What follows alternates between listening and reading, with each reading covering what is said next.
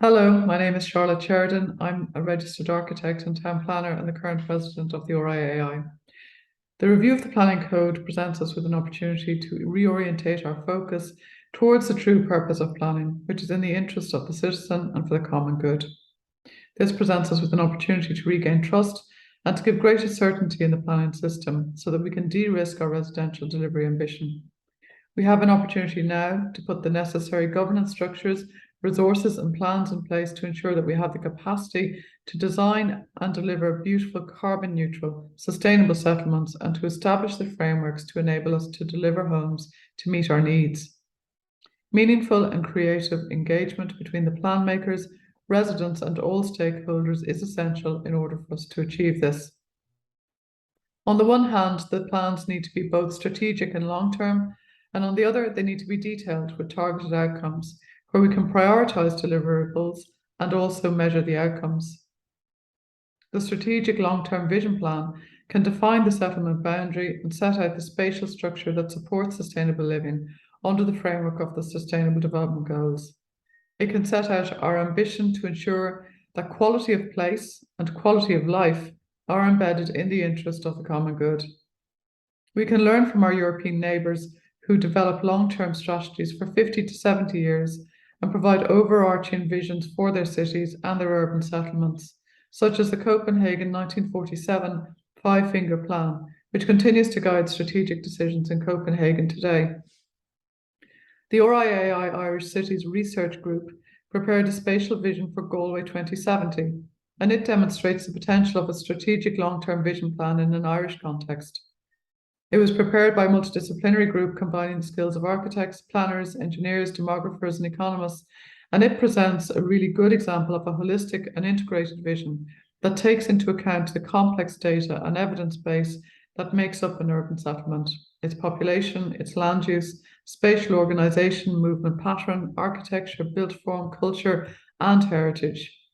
Secondly, we need more detailed area-based plans or neighbourhood plans that will support and provide the structure to achieve the vision plan that focuses on placemaking, regeneration, and quality of life.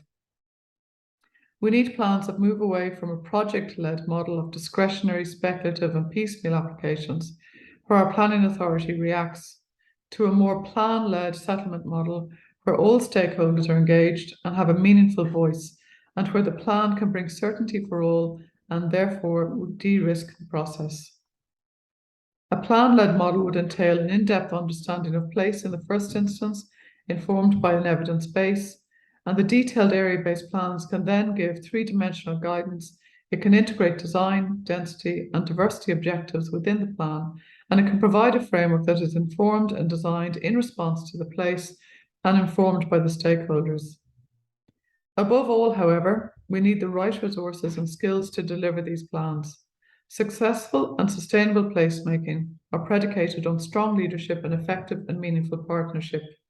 We need leadership within the organisation who will facilitate and enable partnerships with all stakeholders. The development agencies and local authorities need the skill sets within their organisations or to be made available to their organisations to prepare our plans.